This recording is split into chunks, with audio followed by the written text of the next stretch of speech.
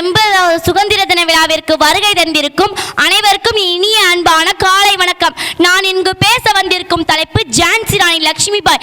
காந்தியின் அகிம்சை வழியில், நேதாஜியின் வீர முழக்கத்தில், பகத்சிங்கின் புரட்சி கனலில், பாரதியின் கனல் தெரிக்கும் வரிகளில், கட்ட பொம்மனின் வீர கர்ஜனையில், வேலு நாச்சியாரின் தீர்மிக்கும் வாளில் பிறந்தது நம் சுதந்திரம், உயிர் தெளிந்தது நம் தேசம். அனைவருக்கும் சுதந்திர தின நல்வாழ்த்துக்கள். நமது இந்திய திருநாடு 1947ஆம் ஆண்டு ஆகஸ்ட் 15ஆம் தேதி சுதந்திரம் அடைந்தது. என்று தனியும் எங்கள் சுதந்திர தியாகம், என்று மடியில் எங்கள் அடிமையின் மோகம் என்ற பாரதியின் வரிகளுக்கேற்ப அந்நிய ஆதிக்கத்தில் அடிமைப்பட்டு இருந்த நாம் இன்று அச்சமின்றி வாழ்வது நம் தியாகிகள் பெற்றுக் கொடுத்த சுதந்திரத்தினால் தான். குழந்தையுடன் போருக்கு சென்ற ஒரு வீர பெண்ணை பற்றி உங்களுக்கு தெரியுமா? ஆண்களே போருக்கு செல்ல நடுங்கிய காலகட்டத்தில் ஒரு பெண்ணாகிய அவள் தன் பாசமகளை தன் முதுகில் கற்றிக்கொண்டு பிரிட்டிஷ் ஆட்சிக்கு எதிராக வாள் எடுத்து சண்டை செய்தாள். அவள் தான் ஜான்சி ராணி. இந்திய வரலாற்றிலே தாய்மைக்காக மட்டும் தாய்மையோடு போராளியாக மாறினாள் ஒரே ஒரு அரசி. அவளது பிறப்பே புரட்சிக்கான பயணமாக அமைந்தது. தியாகம், வீரம், கடமை, நாட்டுப்பற்று என்ற ஆண்களுக்கு நிகராக சுதந்திர வேள்வியில் பங்கேற்று பாரத தாயின் மணிமகுடத்தில் மாணிக்கமாய் மின்னிய ஜான்சி ராணி லட்சுமிபாயை பற்றி பேச வந்துள்ளேன். இந்தியாவில் ஆங்கில ஆட்சிக்கு எதிராக போராட துணிந்தவர்களிலே முன்னோடி ஜான்சி ராணி லட்சுமிபாய். இந்தியாவின் வாரணாசி என்னும் இடத்தில் 1828ஆம் ஆண்டு நவம்பர் 19ஆம் தேதி மொரோபத் தம்பே பகிரதி என்ற தம்பதிக்கு மகளாய் பிறந்தார். இவருக்கு பெற்றோர் வைத்த பெயர் மணிகர்ணிகா.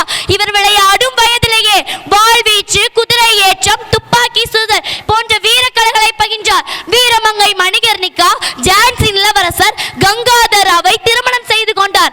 அன்றிலிருந்து லட்சுமிபாய் என்று அழைக்கப்பட்டதோடு ஜான்சி இளவரசியாகவும் ஆனார். அந்த தம்பதிக்கு ஒரு ஆண் குழந்தை பிறந்தது. அதற்கு தாமோதராவ் என்று பெயர் சூட்டி மகிழ்ந்தனர். ஆனால் குழந்தை 4 மாதத்திலேயே இறந்து போய்விட்டது. அதன் பிறகு ஒரு குழந்தையை தத்தெடுத்து வளர்த்தனர். 1853ஆம் ஆண்டு மன்னர் கங்காதராவ் உடல்நலம் பாதிக்கப்பட்டு இறந்து போய்விட்டார். அதன் பிறகு அந்நிய ஆட்சியாளர்கள் அந்த குழந்தையை சட்ட வாரிசாக ஏற்றுக்கொள்ள மறுத்துவிட்டனர்.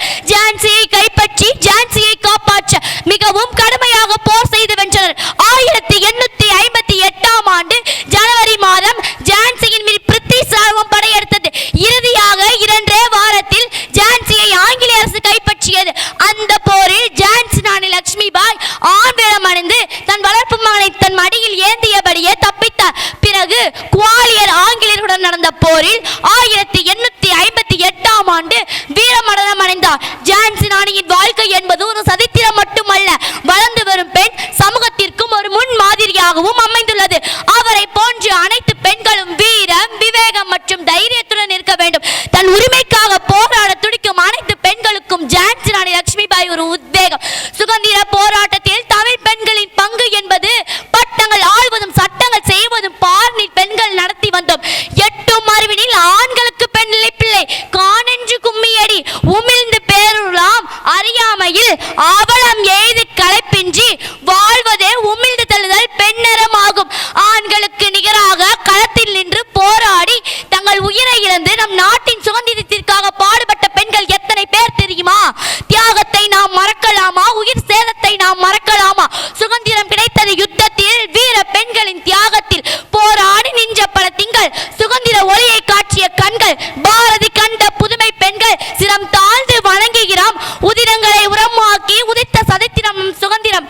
போராடி பெற்ற சுதந்திரத்தை நாம் அனைவரும் பேணி காத்து இந்திய உணர்வுடன் நிரூபிக்க வேண்டும். ஒன்றுபட்டால் உண்டு வாழ்வு. நன்றி, வணக்கம். வாழ்க பாரதம். வந்தே மாதரம். ஜெய்ஹிந்த்.